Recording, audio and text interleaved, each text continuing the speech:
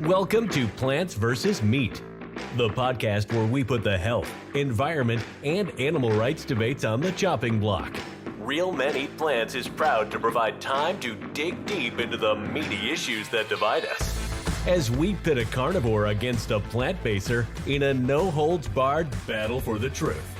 Get ready to hear some passionate arguments, mind-blowing facts, and maybe even a few jokes, as we explore ways to save the planet, improve our health, and save some animals along the way. So, whether you're a plant-based warrior or a meat-eating machine, tune in to Plants vs. Meat and find out which side you're really on.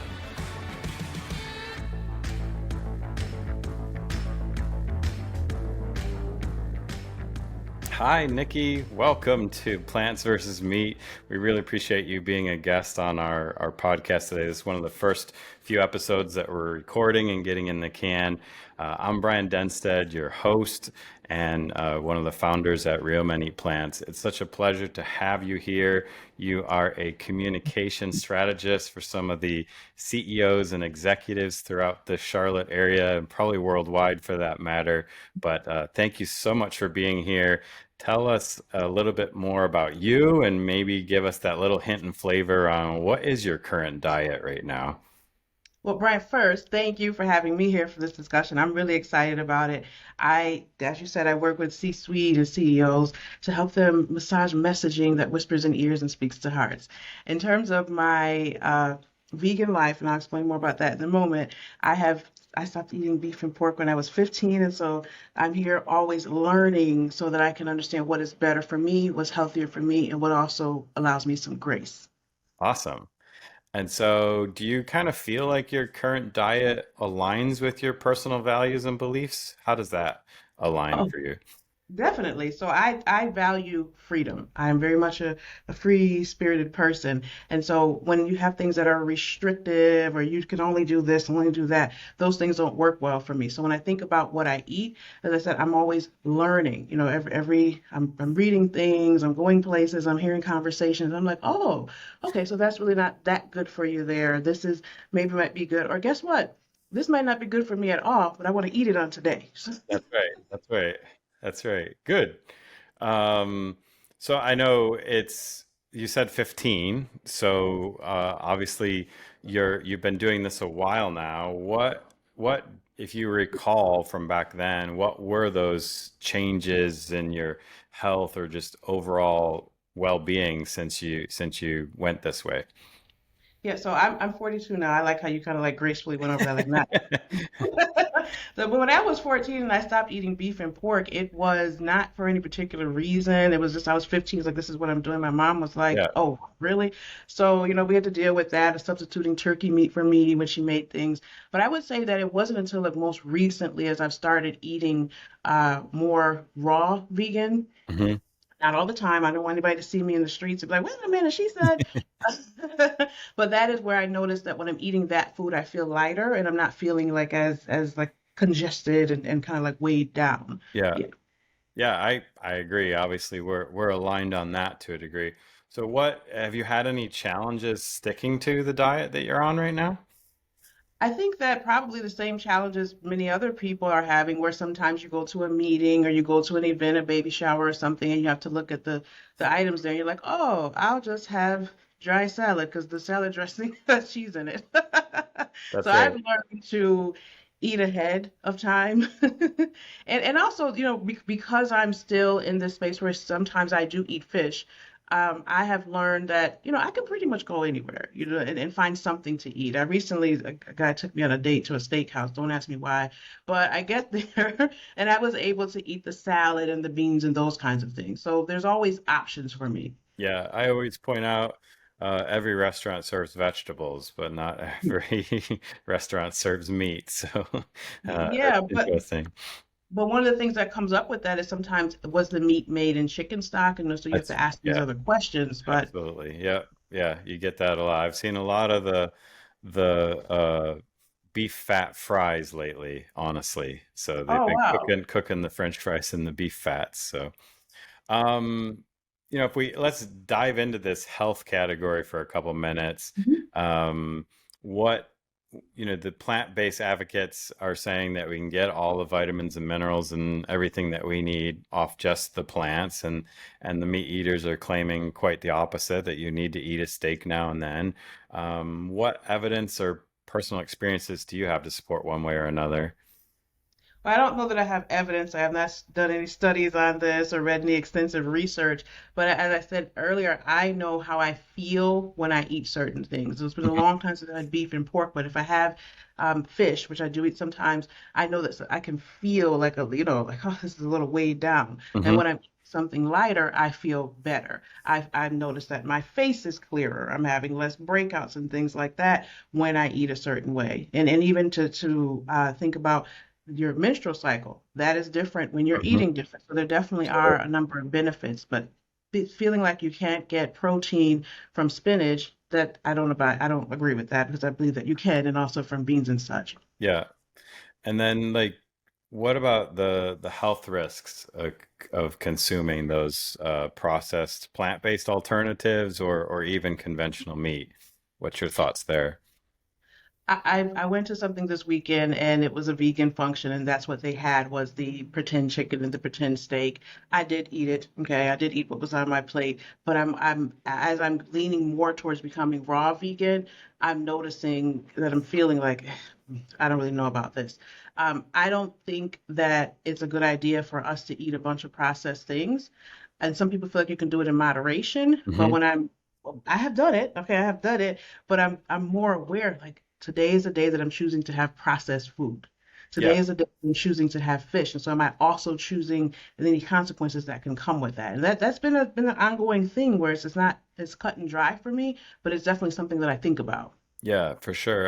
And I feel like for me, it's honestly, I notice that heaviness in my stomach and stuff, or, it takes me back to my meat eating days way back when was is after dessert. Because I usually find that Mhm. dessert is so calorie dense and so rich and so processed. That's usually the one that gives me the coma Yeah. state, Yeah. whereas a normal salad or whatever I had for dinner doesn't usually do that like I remember it. So Yeah, and absolutely. the point you were making about the processed food, it's the same, the vegan processed food. Hmm. It's the same thing. And, I believe that it's a personal choice. I Yeah. can't tell you what you should do. I know what feels good for me. And as I learn more, I know what is better for me. So I try to find the middle ground between what feels good and what's best for me. Yeah, for sure.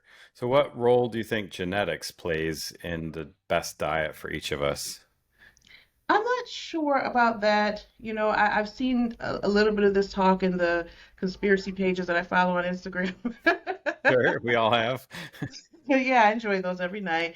I think that sometimes you will hear people say, well, diabetes runs in my family or high blood pressure. I think that maybe the people may be having that because of what everybody is eating, if it's the same thing. I Hmm. don't adhere to, well, if this is the condition my mom had or her mom had, whoops. I just got to have it too, because I do believe that I can change how I eat. I can change how I care for my body, the things that I consume, whether it's television and music, but also food, and I Hmm. can create what I want for myself. Absolutely. Yeah, I think we take for granted sometimes how much culture has really been baked into us with what we eat on a regular basis. So Yes. it's being open to change, I think, and trying those new things. So let's switch gears and jump into the environment side of this a little bit more. So how do you feel your current diet contributes to that environmental sustainability? I think this is a big question here. I I can't say that it really is. I don't know that that's the place that I'm at where I'm saying, okay, well, whew, it's on my shoulders and I'm keeping all of us safe here. I can't say that. That's interesting. Yeah. I mean, I think we do take for granted, like if our, even whether it's our meat or our strawberries coming Mhm. all the way across the country from California to Charlotte, where we are here, it's important to take that kind of a thing into consideration, I guess. I'm probably a little bit less worried about organic or not per se, but I'm much more worried about like how much gas was used to bring this to me Mhm. personally. So Yeah. people, I don't think people are quite aware of that side of it. So Are you doing anything in particular to help reduce your environmental impact, maybe even as it relates to your diet? I do think about the places that I eat. I'm glad you brought that up. I do think about where they're getting their produce and where they're getting things from. Even something like, oh, all of these things are in plastic containers. Yeah, What does that look like? And what's the impact of that? I know that there is much more for me to do. So that's why I'm thankful to have conversations like this with you and others so that I can learn about what those opportunities are. for sure. Yeah. Do you have any environmental issues you're passionate about? I have a friend who is an environmental activist and civil rights attorney, and so she was sharing with me some information about um, toxins in the air and those kinds of things that we can do, and machines that we can buy, and how we can clean and those kinds of things. So those are things that are top of mind for me. Yeah.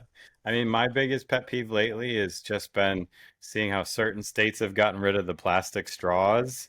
Mm, And then, even when I say I don't need a straw, they still left one there and I still know they're gonna throw it out, even if I have to mm. make sure, don't even give me the straw when I get to the restaurant. But yeah. Well, what's your thoughts on the ethical treatment of animals and the animal side of the fence here? Yeah, I've definitely seen the videos like everybody else with the animals kind of, there's no other way to say it. Like they're living in slop, they're living in filth, and you see them digging into the cow's stomach and those kinds of things. And I think about, I definitely believe that when you are eating something that has lived horrible life that has been Hmm. stressed, that is not good for you to consume those things. And most certainly it's not good for the animal to live that life. Recently, my mom was telling me about Kobe steak, and I had never heard of it. I don't eat steak, but I read about it and I saw that how they treat those cows. They give them special water and they kind of adorn them and those Wrong. things.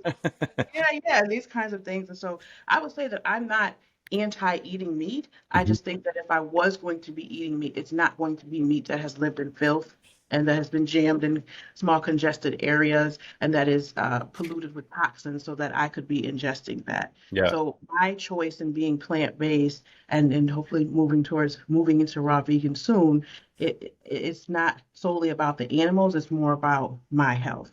Yeah, for sure. I probably have been along that lines too, but then I just feel the strings tugging at me more and more as I see those different videos or see it firsthand with the commercialized farming. I guess that's where I come back to your current diet is really amazing and sustainable. Like I know we can't get everybody on the planet to go vegan. Yeah. Maybe the environmental concerns will force us that way eventually. But like the way you're doing it, at least by drastically reducing the amount of meat that you eat, I think has a significant impact on both the environment and the amount of animal cruelty out there. So that is for sure. So, um, do you like do you have this dichotomy of like dogs and cats are cool, but pigs and cow, like I don't know, like do you feel like they're all equals or something? Because like we eat one, we don't eat the other. I don't know, what is your thoughts on that kind of a topic? I have a dog who's sitting on my feet right now, so yeah, Right. about dogs. But this is a very interesting topic because I believe that plants are living, trees are living, and maybe Hmm. that's a podcast, with the tree Yeah. hug and such. So we have to eat something that has had a life, Yeah. and in that life in order to eat it. So are we saying that the tree's life is less important than the cow's life? Right.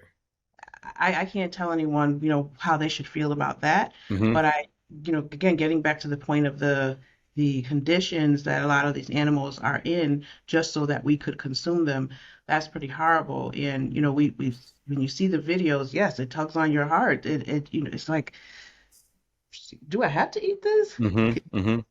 That's Yeah, I guess that's where it goes back to like if we could see a little bit better line and path to where the meat came from at least, would we feel better that it was treated as ethically as it could be up until, it got packaged and shipped someplace. But at the same time, like yeah, I don't know. It's one of those things like you watch enough Avatar and you feel bad for the plants too, right? So yeah, absolutely, yeah. absolutely. Yeah. Well, I guess what are like I guess we hit on an interesting topic that I didn't think about really with the podcast here. It was really about the cultural side of it and stuff like that. I guess how do you like? I know my brother still eats meat on that front. He likes to rib me for it. Like how has that family and cultural dynamic been accepted and whatnot with your family?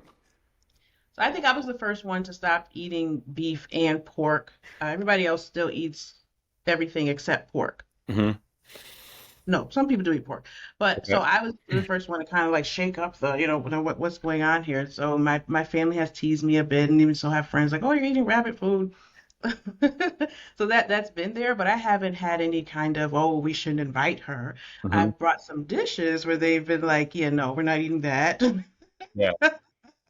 But it hasn't been a big challenge for me, and I'm appreciative of that because I know that there are a number of people who live with other people, and it is very challenging for them to make any kind of choices, whether they're going to have meatless Monday or salad Sunday, Hmm. or they're going to do a cleanse over the weekend. And I'm grateful that I haven't had those situations. Yeah, yeah, for sure. And I feel like, do you think there is a way for the plant-based and meat-based diets to coexist a little bit more peacefully, or that gets the health and I guess ethical dilemmas solved? Or how do you see the future, I guess, for this dichotomy? No, well, I think it is a personal choice about what you put in your body and the outcomes that you're expecting. Sometimes we see people who are vegan or plant-based and they speak in a way where it sounds kind of condescending. Hmm. And I think back to when I was eating Spam. Okay, Spam was good. It was delicious. I had it as a kid. I loved it, right? Right. Yeah. I won't try to pretend like, I've always been on this high vegan horse because it hasn't been that. But getting to the part about ethics, there's not even like vegan board that we all voted in and then we said here or not here you but we said here, we voted on Yeah. the code of conduct. So if you identify as a vegan and that's what you do and that's what you call yourself, do that. Live great, Brian. Do what you Hmm. do. Like, I'm not really one to post about it and talk about it a lot, but it does come up in conversation. So being able to coexist is something that works for me. I haven't, experienced a lot of, well, just don't invite Nikki to the meeting because that hasn't happened. And even in Yeah. relationships, Yeah. people will, they're pretty much okay. Yeah, absolutely. Well, that's kind of a wrap for this episode of Plants versus Meat, where we try to get under that layer there and debate some of these important topics. I think we hit on a few of those today, and really appreciate you being here, Nikki, and sharing some of your perspective. Do you have any final thoughts for us as we wrap up for today? I'm looking forward to seeing the comments that people will have that I anticipate will maybe be a little bit agitated, but also be a little educational for me. So be gentle in the comments, people. Awesome. Well, thank you again, Nikki, for being one of our first guests on the show. We really appreciate your time Thank and you. participation. Have a great day. And that's a wrap for this episode of Plants versus Meat. We hope you enjoyed the debate and gained some new insights into the complex world of food choices. Remember, whether you choose plants or meat, the most important thing is to make informed decisions that work for you and the planet. Don't forget to tune in next time for more food for thought and more heated debates. Thanks for listening to Plants versus Meat, brought to you by Real Men Eat Plants. Head over to Apple Podcast and give us a review and let us know what you think about this episode. Don't forget to tag us at Plant vs. Meat Podcast when you share this episode in your preferred social media. Do you think you have a good argument about eating meat? Be our guest and email us at pvm@realmeneatplants.com. We love hearing from our listeners. Thank you to our guests and to you, our listeners, for your support, and see you next time.